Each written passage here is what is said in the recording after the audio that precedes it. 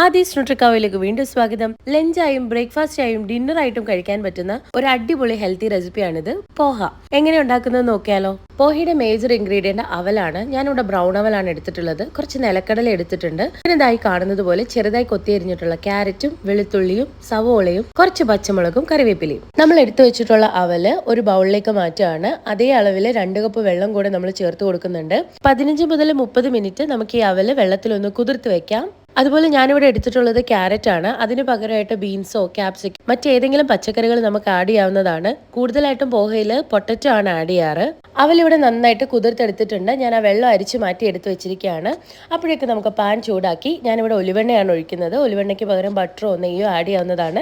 Wait ലോസിന് ശ്രമിക്കുന്നവരാണെങ്കിൽ ഒലിവെണ്ണയാണ് ബെറ്റർ ചോയ്സ്. ഇതിലേക്ക് നമ്മൾ കടലയിട്ടൊന്ന് മൂപ്പിച്ചെടുത്ത് മാറ്റി വെക്കുന്നുണ്ട്.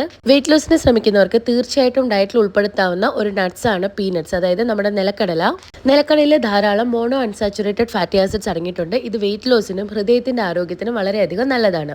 അങ്ങനെ കടല മാറ്റിയതിനു ശേഷം വെളുത്തുള്ളിയും പച്ചമുളകും കൂടെ നന്നായിട്ടൊന്ന് വഴറ്റിയെടുക്കുന്നുണ്ട്. ഇതിനുശേഷം നമുക്ക് സവോളയും കറിവേപ്പിലയും കൂടെ ഇട്ട് നന്നായിട്ടൊന്ന് വഴറ്റിയെടുക്കാം. എന്തുകൊണ്ടാണ് പോഹ ഇത്രയും ഹെൽത്തിയാണ്, വെയിറ്റ് ലോസിന് നല്ലതാണ് എന്ന് പറയുന്നത്? നല്ല അന്നജത്തിന്റെ ഉറവിടമാണ് നമ്മുടെ പോഹ. പച്ചക്കറികൾ ആഡ് ചെയ്യുന്നത് കൊണ്ട് തന്നെ അതിൽ വൈറ്റമിൻസും മിനറൽസും ആന്റി ഓക്സിഡന്റ്സും നാരും ഒക്കെ ധാരാളം അടങ്ങിയിട്ടുണ്ട്. പോഹയിൽ നമ്മൾ നിലക്കടല ചേർക്കുന്നത് കൊണ്ട് തന്നെ പ്രോട്ടീൻ കണ്ടന്റും നല്ല ഹെൽത്തി ഫാറ്റും ഇതിലേക്ക് ആഡ് ആവുന്നുണ്ട്. അതുകൊണ്ട് വെയിറ്റ് ലോസിന് മാത്രമല്ല, പ്രമേഹമുള്ളവർക്കും ഹെൽത്തി ഈറ്റിംഗ് ഫോളോ ചെയ്യുന്നവർക്കും ഒക്കെ പോഹ ഒരു അടിപൊളി ഓപ്ഷനാണ്. സോ നമ്മുടെ സവോളയും വഴണ്ടി കഴിഞ്ഞപ്പോഴേക്കും ഞാൻ ക്യാരറ്റും കൂടി ഇതിലേക്ക് ആഡ് ചെയ്ത് നന്നായിട്ടൊന്ന് മിക്സ് ചെയ്തതിന് ശേഷം മഞ്ഞൾപ്പൊടിയും ഗരം മസാലയും നമ്മൾ ചേർത്ത് കൊടുക്കുക. 1/2 ടീസ്പൂൺ മഞ്ഞൾപ്പൊടിയും 1 ടീസ്പൂൺ ഗരം മസാലയാണ് ഞാനിവിടെ ചേർത്തിട്ടുള്ളത്. നമ്മുടെ ടേസ്റ്റിനനുസരിച്ച് പൊടികൾ വേണമെന്നുണ്ടെങ്കിൽ നമുക്ക് ചേർത്ത് കൊടുക്കാം. സോ മസാല കൂട്ടുകൊണ്ട് ഇട്ടതിന് ശേഷം നന്നായിട്ടൊന്ന് മിക്സ് ചെയ്ത് കൊടുക്കുന്നുണ്ട്. ഇനിയാണ് നമ്മൾ അവൽ ആഡ് ചെയ്ത് കൊടുക്കേണ്ടത്. സോ ഏകദേശം നമ്മുടെ പോഹ ഇവിടെ റെഡി ആയിട്ടുണ്ട്.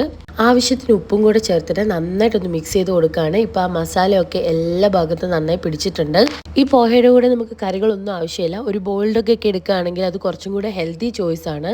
ഇനി പോഹയിൽ നമുക്ക് 2 ഇൻഗ്രീഡിയൻസ് കൂടെ ചേർക്കാനുണ്ട്. ആദ്യം നമ്മൾ വറുത്ത് വെച്ചിട്ടുള്ള കടലയും രണ്ടാമതായിട്ട് തേങ്ങയും. ഈ റെഡിയായിരിക്കുന്ന പോഹയിലേക്ക് ഇതായി കാണുന്നത് പോലെ ഒരു 2-2.5 ടേബിൾ സ്പൂൺ തേങ്ങ ചിരകിയത് ഞാൻ ചേർത്ത് കൊടുക്കുന്നുണ്ട്. എന്നിട്ട് നന്നായിട്ട് മിക്സ് ചെയ്തെടുക്കാം. അതിനുശേഷം നമുക്കിതൊരു സെർവിംഗ് ബൗളിലേക്ക് മാറ്റാം. അവിടെയാണ് നമ്മൾ മുൻപ് പറഞ്ഞിട്ടുള്ള മോണോ അൺസാച്ചുറേറ്റഡ് ഫാറ്റി ആസിഡ്സ് ധാരാളം അടങ്ങിയിട്ടുള്ള നമ്മുടെ നിലക്കടല ഇതിന്റെ മുകളിലേക്ക് ഇട്ട് കൊടുക്കുകയാണ്. സോ നമ്മുടെ പോഹ ഇവിടെ റെഡി ആയിരിക്കുകയാണ്. ബ്രേക്ക്ഫാസ്റ്റ് ആയിട്ടും ലഞ്ചായും ഡിന്നറായും എടുക്കാൻ പറ്റുന്ന ഒരു ഹെൽത്തി മീലാണിത്. എല്ലാവരും വീട്ടിൽ ട്രൈ ചെയ്ത് നോക്കുക. എന്നിട്ട് എങ്ങനെയുണ്ടെന്ന് കമന്റ് ചെയ്യാനും മറക്കരുത്. നമ്മുടെ വീഡിയോ ആദ്യമായി കാണുന്നവർ ചാനൽ സബ്സ്ക്രൈബ് ചെയ്യാനും ഷെയർ ചെയ്യാനും ലൈക്ക് ചെയ്യാനും മറക്കരുത്. താങ്ക്